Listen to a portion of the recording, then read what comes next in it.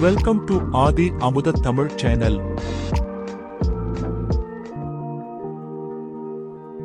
சங்க காலத்தில் முல்லை நிலமும் மருத நிலமும் சந்திக்கும் அழகிய சோலை ஒன்றின் அருகில் ஒரு சிற்றூரில் கபிலன் என்ற இளைஞன் வாழ்ந்து வந்தான். அவன் சுறுசுறுப்பும் கவி பாடும் திறமையும் கொண்டவன். அவனது பார்வைக்கு இலக்கானவள் மாதவி என்ற பேரழகி. மாதவியின் வனப்பு மென்மைக்கு இலக்கணமாக இருந்தது. அவளை அணைப்பது கூட ஒரு மெல்லிய காற்றால் வருடுவது போலத்தான் இருக்க வேண்டும் என்று கபிலன் எண்ணுவான். ஒரு நாள் கபிலனும் மாதவியும் அந்த சோலையில் உள்ள நீரோடை அருகில் அமர்ந்து பேசிக் கொண்டிருந்தனர். அங்கே பூத்து குலுங்கிய அனிச்ச மலர் செடிகள் மெல்லிய காற்றில் ஆடிக்கொண்டிருந்தன. உலகிலேயே மிக மென்மையானது என்று கருதப்படும் அனிச்ச மலர் தொட்டால் வாடிவிடும் இயல்புடையது. மாதவி தன் கைகளை அனிச்ச மலர் செடியின் மீது படாமல் மிக அருகில் கொண்டு சென்றாள். என்ன ஆச்சரியம்!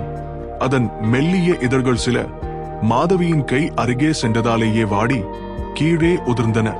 இதை கண்ட கபிலன் மனம் நெகிழ்ந்தான்.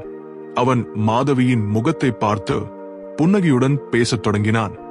அனிச்சமே, நீ வாழ்க்க உலகத்தார் உன் மென்மையை வியந்து பேசுகிறார்கள். அது உண்மைதான். ஆனால் உன்னை கண்டால் வாடும் இந்த மெல்லிய இதழ்களின் இயல்பு ஒரு உண்மையை எனக்கு உணர்த்துகிறது.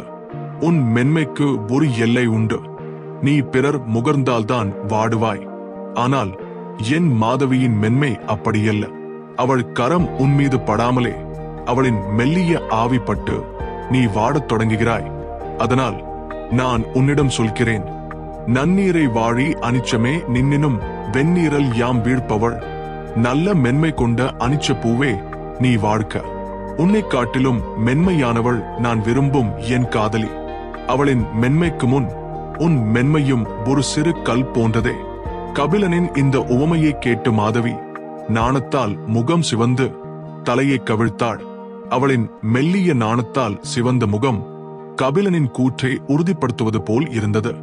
அனிச்சம் மலரை விட தலைவியின் உடலும் உள்ளமும் மென்மையானவை என்று தலைவன் தனது மகிழ்ச்சியை கூறுவதே இன்பத்துப்பால் கூறும் இக்கதை.